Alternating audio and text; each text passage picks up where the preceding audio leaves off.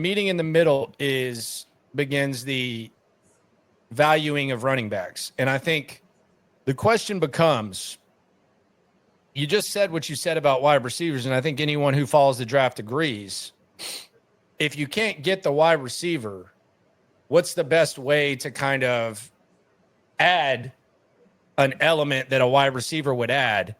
And I would think it would be having multiple running backs and good running backs. And those are philosophies that the Patriots had. Nobody thought they were drafting Sony Michel in the first round.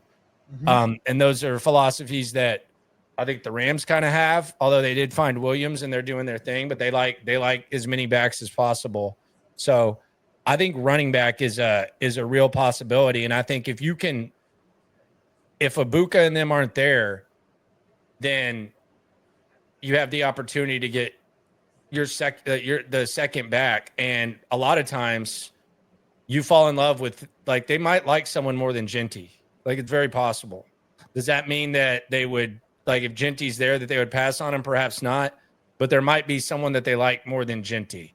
And I'm looking at Omarion Hampton. I'm looking at Henderson. Those are the two guys I'm looking at. And I know some people like kind of roll their eyes at Henderson. I just think whether it's I know that the name Jahmyr Gibbs will get brought up when they watch him, because they're going to show the highlight against Texas at the end of the second quarter. They're going to show him taken to the house. They're going to show like all this stuff. He might not be that, but there is kind of an element of that. And we didn't, to go back to it, we didn't anticipate the Lions taking Jahmyr Gibbs. Like they had Montgomery. So I think that is really the thing to keep an eye on is perhaps a running back. And another thing that's kind of rattling around in the back of my brain about why it's not O-lineman at 25. One is, again, I think the guy that would be the no-brainer would be gone, and that's Kelvin Banks from Texas.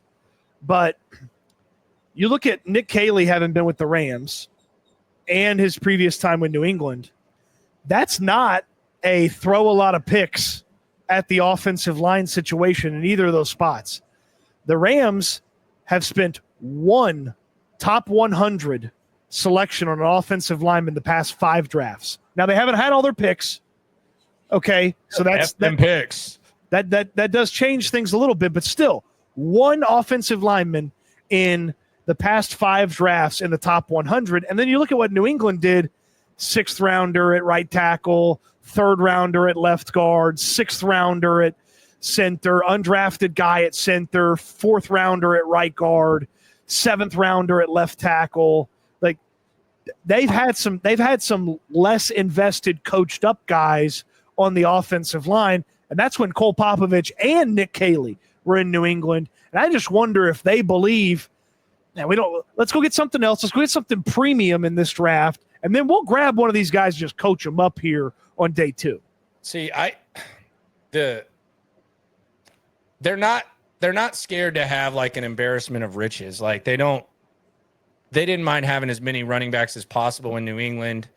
San Francisco didn't mind either. So it's kind of a meeting of the minds. And I also go back to when I was at the NFL Combine with you, and I think you were talking to you might have been talking to Henderson or Judkins or something, but I was by Omarion Hampton, and he mentions Joe Mixon 3 times, unsolicited 3 times. And I'm just finally like, hey, in the clips on X, but I'm like, hey, you mentioned a lot about Joe Mixon, and one of the bring ups was, who would you like to pair with? Mm-hmm. Like he didn't say like some scat back. Like he's the most popular comp is Joe Mixon, but the question was, who would you like to pair with? And the kid said Joe Mixon. And you hear that, and then you ask him why, and he kind of just gives you the generic what he likes about Joe Mixon, the obvious stuff that's easy to like about Joe Mixon as a player. But then you ask him, have you met with the Texans? And he says yes. So the kid is throwing out Joe Mixon's name 3 times. He's talking about who would you like to pair with. He mentions Joe Mixon again, and he says he met with the Texans. So is he pulling that out of his ass? Like, Did they have some sort of vision of him pairing with Joe Mixon? Like when he says that, it's one thing to meet with the Texans, but to mention a guy by name 3 times, say that you want to pair with him, and then say you met with the team. We tend to dismiss running back, but with where they are, I think that it just kind of opened my eyes to the possibility that the young man is saying that. Well, and this isn't, this isn't some slappy overdraft when you're talking about Omarion Hampton. This is a guy that in 2024, he'd have been the number 1 running back in the class. He'd have been the number 3 guy in 2023. He'd have been the number 1 guy in 2022. He'd have been the number 2 guy in 2021. He'd have been the number 1 guy in 2020. So like the last 5 drafts, he'd have been one of the top running backs taken, and he still is one of the top running backs taken. It just so happens, a little generational run here from Ashton Genty's got him up near the top. But like you are getting, we talk about it all the time. I liked 10 wide receivers in last year's draft more than the top guys in this one. I don't know if I like 10 running backs more than Omarion Hampton in the past 5 drafts. I probably don't. Like that's like, and you talk about it all the time. Would you rather have the top guy at this position, or would you rather have the 6th or 7th guy at another position, or the 4th or 5th guy at another position? And I mean, Hampton would be a really impressive investment. And I think some people would be like, "Oh no, what are they?" But there's linemen to get on day 2. Here is Omarion Hampton. This was the 3rd time that he mentioned Mix. What do you like about Mixon's game? You mentioned him a couple of times. Have you met with the Texans? Yeah, I like his game a lot. Just the way he plays and stuff like that. Just he's a contact. He loves contact. He can make a miss. He can really do everything. Really. Have you met with Houston? A little bit. I talked to a few of those coaches. Yeah. All right, so there you go. So here's the other thing too. Like if we're talking about fit, and if the Texans were drafting at 15, I probably wouldn't be throwing this out there. Like it's based on where they're at. Like I would just say take one of the 3 receivers. We'll see what's popping. Like it would be. But here's the other thing about this. There's also like a dynamic that comes with whenever you draft a player, and if you don't think Omarion Hampton's going to be like a quality running back in the next 3 years, then you shouldn't want Omarion Hampton. Like I'm not sitting here telling you that. I think he will be. I think he is, and I also factor that in. But here's the other thing. Like there's a certain dynamic whenever you take someone in the first round that plays the same position as like one of your alphas or one of your guys who's already a good football player. Like we hear it all the time. Like Brett Favre didn't even help Aaron Rodgers, and Chris Carter, Randy Moss, is he going to take him under his wing and do all that? And Jordan Love with Aaron Rodgers, and there's always kind of the talk about that. Like we see it all the time. Deuce McAllister, Ricky Wood, like we can do this a lot.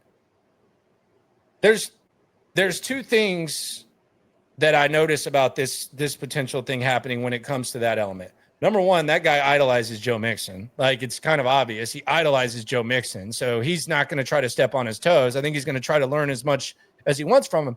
And the other thing is Joe Mixon kind of likes idolizing young guys. It's like one of the under the radar things about Joe Mixon that I think is like one of like the most endearing things that we really don't see. And I don't pretend to be like friends with Joe Mixon or anything like that. I go do the talking, and then whatever Joe Mixon says, I take away and I leave him alone. I don't go like hang at his lot. Like there's like but he loves seeing Kamari Lassiter grow and seeing his swagger. He loves seeing Kalen Bullock. Like it's almost like he calls them like his young guys and all that type of stuff. So I don't think there would like be any drama with Joe Mixon. He almost seems like he would like this. Well, and how complimentary he had been when you asked him about Samaje Perine, who's a guy that he shared a backfield with, and how complimentary he is of other running backs. Like sometimes he's a running back. He's a running back. I mean, he loves people reinvesting in running backs, and it wasn't like now maybe people will treat us right. He was like, I love seeing guys change teams and kick ass. Yeah, like that was one of the things that he said early on in the season when it was like 6-7 weeks in the season, and 4 of the top 6 rushers were guys that had changed teams: Henry and Barkley and Jacobs. and Mixon was close to there. Like, yeah. Yeah, Henry Barkley, Jacobs. He Aaron Jones. He kind of had a subtle dig at Zach Moss, if I'm being honest. But oh yeah, can't blame him. But the other thing about the running back thing is, dude, they need to be better in that room. Like, that's the other thing. They've done nothing. Like, they've done some stuff on the offensive line. They've brought in some receivers. They've literally done nothing. Like, they had the exact same running back room as they did last year. They've done nothing. So are they just going to, like, cross their fingers and hope that in the third round there's a back there? Are they going to end up with, like, another Jawar Jordan type of situation where the guy's not ready to do it? Like, I find it hard to believe that they're not going to do anything about this and they're not going to take this serious.